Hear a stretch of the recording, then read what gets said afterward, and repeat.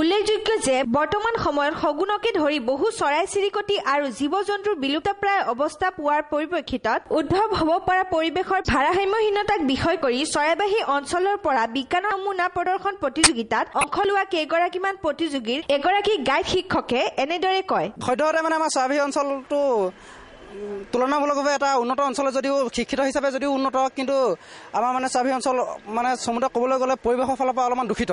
গতিকে চৰাইবাহী অঞ্চলটো পৰিৱেশ দূষিত বা এনেকুৱা কিবা কিবি পানীৰ প্ৰব্লেম বা এনেকুৱা খেতি পথাৰৰ ফালৰ পৰা প্ৰব্লেম বা বানপানী হয় বা গোটেই পৰিৱেশটোৱে আমাৰ মানে এটা মানে বিশৃংখল পৰিৱেশ। গতিকে এই পৰিৱেশটো যাতে অকণমান সুশৃংখল ভাবলৈ আহে, সেইবাবে ভাবি আমি ছাত্ৰ ছাত্ৰীসকলৰ মাজত ছাত্ৰ ছাত্ৰীসকলৰ দ্বাৰা মানে আমি সমাজত ৰাইজৰ আগত মানে আমি সজাগতা আনিব বিচাৰিছিলোঁ, যাতে আমাৰ চৰাইবাহী সমাজখন অকণমান উন্নত দিশলৈ যায়। বিশেষকৈ চৰাইবাহী অঞ্চলত বিভিন্ন পশু পক্ষী বহুত আছিল আগতে। চৰাইবাহী বুলি ক'লে চৰাই মানে বাঁহ আছিল আগতে বুলি কয়, কিন্তু সচৰাচৰ দেখা গৈছে প্ৰায়বোৰ চৰাই নাইকিয়া হৈ গৈছে। বিশেষকৈ শগুনটো নাইকিয়া হোৱাৰ পিছত মানে এনেকুৱা এটা পৰিৱেশ সৃষ্টি হয়, কেতিয়াবা বাটে পথে মৰাশৰবোৰ পেলাই দিব লগা হয়, মৰাশৰবোৰ গেলি পচি যায় আৰু সি গোন্ধ ওলাই, মানে গোটেই পৰিৱেশটো এটা বিশৃংখল।